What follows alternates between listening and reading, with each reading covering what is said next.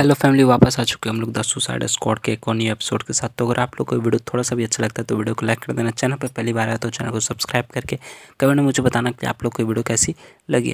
तो एपिसोड के स्टार्ट में वो दोनों यानी कि जयवान और आइस ड्रैगन दोनों फाइट कर रहे होते हैं और वहाँ पे दिखाते बहुत ज़्यादा ब्लड गिरना स्टार्ट हो जाता है। जयवान जो होता है वो काफ़ी ज़्यादा घायल होता है और वहाँ पे पड़ा होता है ज़मीन पे, और वो मॉन्स्टर होता है वो हवा में उड़ रहा होता है और बोलता है कि क्या तुम्हें लगता है कि तुम मुझे हरा सकते हो? क्या तुम अपनी आखिरी दम तक फाइट करना चाहते हो जब तक कि मैं तुम्हें मार नहीं डालूंगा? लेकिन मैं तुम्हें इतनी आसानी मौत नहीं दूंगा, क्योंकि तुम इतनी ज़्यादा देर से होल्ड बैक कर रहे हो, इतनी ज़्यादा देर तक मुझसे फाइट कर रहे हो, तो मुझे काफ़ी ज़्यादा मज़ा लग रहा है। लेकिन फिर मैं तुम्हें तड़पाना स्टार्ट करूँगा। साथ ही वहाँ पर दिखाते वो बर्फ़ के अंदर से बहुत सारे हाथ निकलना स्टार्ट हो जाते हैं और उसे ऐसा फील होने लगता है यानी जयवान को कि उसके दोस्त लोग ही उसे मार रहे हैं।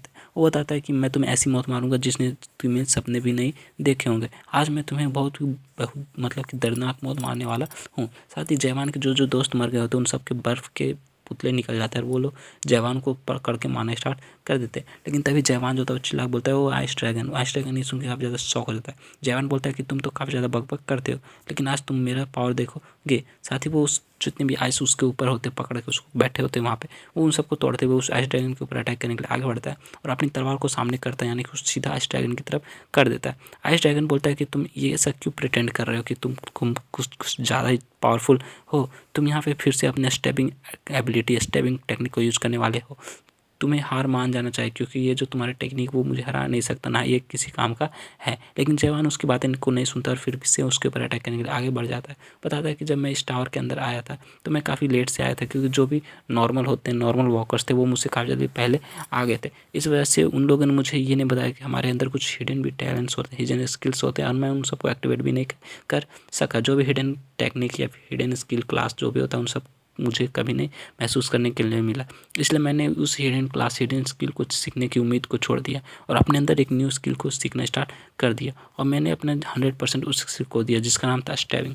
स्टैबिंग मेरा इतना ज़्यादा पावरफुल फुल था कि मैं जब किसी को मारता था तो स्टैब करता था, किसी को भी मारता तो स्टैब करता था। इस तरह करते करते मैंने उसको कम से कम 50 मिलियन बार यूज किया उस स्टैबिंग टेक्निक को, और सारे मॉन्स्टर को मारना स्टार्ट कर दिया जो भी मेरे रास्ते में आते थे। उसकी ये सब फाइट तो देख के उसके सारे जो भी बंदे होते काफ़ी ज़्यादा शौक जाते, बोलते कि ये तो एक परफेक्ट स्टेप था, इसने इतना पावरफुल स्टेप कैसे लगाया? क्या ये बंदा ही है या फिर कोई और मॉन्स्टर है?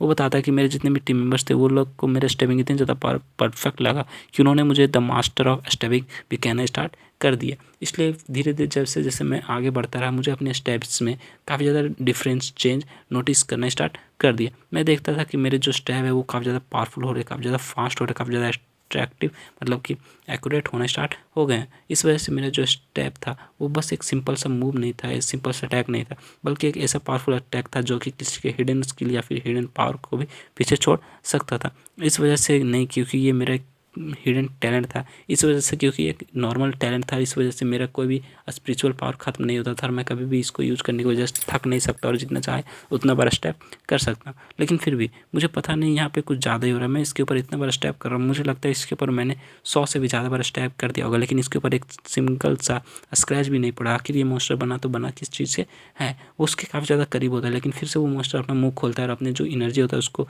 एक कलेक्ट करना स्टार्ट कर देता है जवान के ऊपर अटैक करने के लिए। जवान बोलता है ये तो काफ़ी ज़्यादा लेट हो गया, मैं इसे डॉच नहीं कर पाऊंगा, मुझे क्या करना चाहिए? लेकिन साथ ही वो काफ़ी ज़्यादा शौक से काफ़ी ज़्यादा हैरान हो जाता है। जैसे कि वो सामने की तरफ देखता है उसकी तलवार से फिर से वही वाइट लाइट निकल रही होती है। बोलता है ये लाइट तो कुछ जानी पहचानी, ये तो वही लाइट है ना जो कि मैंने उस 98th फ्लोर पे एक्सपीरियंस किया था उस मास्टर को मारने के समय। इसका मतलब ये है। साथ ही वो अपनी तलवार को घुमाता और अपनी एनर्जी को और ज़्यादा रिलीज करना स्टार्ट कर देता है और चिल्ला के उस मास्टर की तरफ अटैक कर देता है। बोलता है कि आज मैं तुम्हें मार डालूंगा और उसके बाद फाइनल फ्लोर पे जाने वाला हूँ। साथ ही वो उसके ऊपर एक जोरदार अटैक करते हैं। वहाँ पे एक बहुत बड़ा ब्लास्ट होता है। उस ब्लास्ट के बाद दिखाते हैं जवान जो होता है वो नीचे पड़ा होता है, लेकिन वो मास्टर काफ़ी ज़्यादा गुस्से में होता है और उसे गाली देते बोलता है कि आखिर ऐसा कैसे हो सकता है, तुम आखिर ऐसा कैसे कर सकते हो? जवान बोलता है कि मुझे लगा था कि मेरा टाइमिंग वो काफ़ी ज़्यादा बेकार हो गया, थोड़ा सा तो ऊपर नीचे हो ही गया, इसलिए तुम बच गए, क्योंकि अगर मेरा टाइमिंग परफेक्टली होता तो मैं तुम्हारे नीचे वाले जबड़े को पूरी की पूरी तरह से तुम्हारी बॉडी से अलग कर देता। लेकिन तभी वो मास्टर जो होता है अपने फिर से आइस से बने हुए पंख निकाल लेता है और बोलता है कि चूंकि तुम इतने ज़्यादा कॉन्फिडेंट हो तो मैं तुम्हें आज एक अच्छा सबक सिखाऊंगा मिस्टर जयवान, और आज मैं तुम्हें मार डालूंगा, तुम इस फ्लोर से वापस जिंदा बच के जाने वाले नहीं हो। साथ ही मॉन्स्टर फिर से अपने मुंह में बहुत ज़्यादा एनर्जी को रिलीज करता है और उसको लेते हुए जवान के ऊपर अटैक कर देता है। जवान इधर से उधर कूदते हुए उसके जितने भी आइस के वो मतलब एनर्जी के रेस अटैक होते हैं उन सबको डॉज करना स्टार्ट कर देता है। साथ ही वो वहाँ से भागना स्टार्ट कर देता है, बोलता है कि ये तो पहली बात हवा में उड़ रहा है, दूसरा मेरे ऊपर अटैक कर रहा है, अब मैं ना उस पर अटैक कर सकता हूँ ना ही कुछ कर सकता हूँ, तो मुझे यहाँ से भागना ही होगा, मेरे पास और कोई चांस नहीं, मैं इसको इस तरह से यहाँ पे नहीं हरा सकता, मुझे यहाँ से निकलना होगा। और वो साथ ही भागते हुए वहाँ से पीछे की तरफ भागना स्टार्ट कर देता है। साथ ही जो मॉन्स्टर होता है, बड़ा सा मॉन्स्टर आइस ड्रैगन, वो फिर से ज़मीन पर उतर जाता है, बोलता है कि क्या तुम यहाँ से फिर से भागने वाले हो, क्या तुम फिर से मेरा सामना नहीं करना चाहते। वो आइस ड्रैगन जवान से बोलता है अगर तुम्हारे 10 लोग और होते तो शायद तुम लोग सब मिलकर मुझे हरा सकते थे काफ़ी आसान से।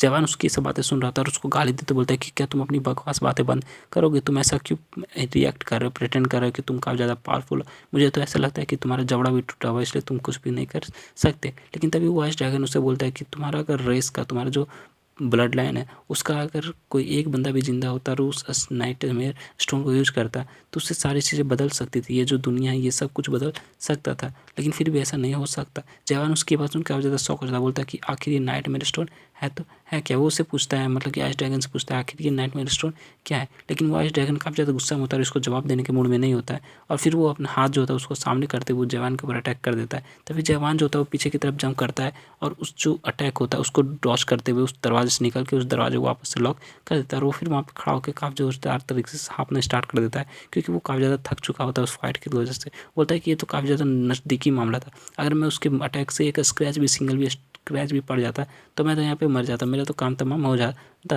लेकिन फिर भी वो मॉन्स्टर जो था वो नाइटमेयर स्टोन ऐसा है वैसा क्या बात कर रहा था, मुझे तो इन सब बातों की कोई भी समझ नहीं आ रही। वो वहाँ पे खड़ा इन सब बातों को सोच रहा था, लेकिन उसके पूरी की पूरी बॉडी से पसीने चल रहे होते हैं। साथ ही हमें 5 साल बाद, यानी वो स्टार पे आया था 10 साल और इधर 5 साल 15 साल के बाद सीन दिखाया जाता है। वहाँ पे कोई जो मॉन्स्टर होता है आइस ड्रैगन, वो फिर से जवान से हो सकता है तो फाइट कर रहा होता है, जवान उसको मार देता है। उसके बाद उसके पास बहुत सारे स्क्रीन खुलना स्टार्ट हो जाते हैं, उसमें लिखा होता है तुमने जो 99th फ्लोर का नाइटमेयर उसको भी हरा दिया है, तुम अपने जो पावर लिमिट है उसके मैक्स तक पहुँच चुके हैं, तुम्हारा जो एनर्जी है वो भी मैक्स तक पहुँच चुका है, तुम्हारा जो मैजिक पावर यूज़ करने की एबिलिटी है वो भी मैक्स तक पहुँच गई है। उसके सामने बहुत सारे स्क्रीन खुलते हैं, वो सारे स्क्रीन को सरका सरका के देखना स्टार्ट कर देता है।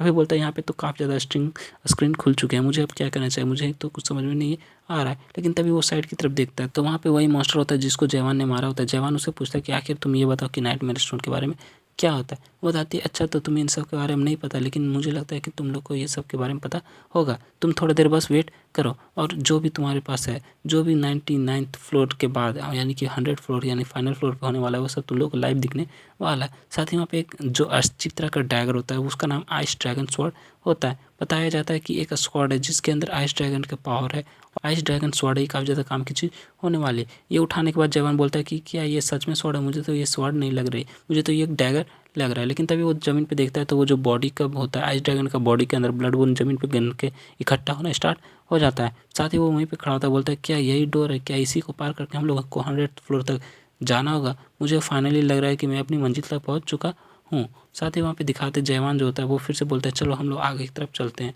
इस मतलब कि फ्लोर को क्लियर करते हैं। साथ ही वो उड़ते हुए वो आगे की तरफ चला जाता है और उसके बाद हम लोग को दिखाते हैं। उसके बाद वहाँ पे जो नंबर होता है 100 फ्लोर लिखा होता है 100 वो भी मिटना स्टार्ट हो जाता है। और इसके साथ हमारा जो एपिसोड था इस एपिसोड को यहीं पे ख़त्म करते हैं। तो अगर आप लोग का एक्सप्लेनेशन अच्छा लगा तो वीडियो को लाइक कर देना, हमारे चैनल पर पहली बार आए तो चैनल को सब्सक्राइब कर देना और कोई भी एक प्यारा सा कमेंट कर देना कि आप लोग को वीडियो कैसा लगा। तो मिलते हैं नेक्स्ट वीडियो साथ, bye bye, stay happy, spread love.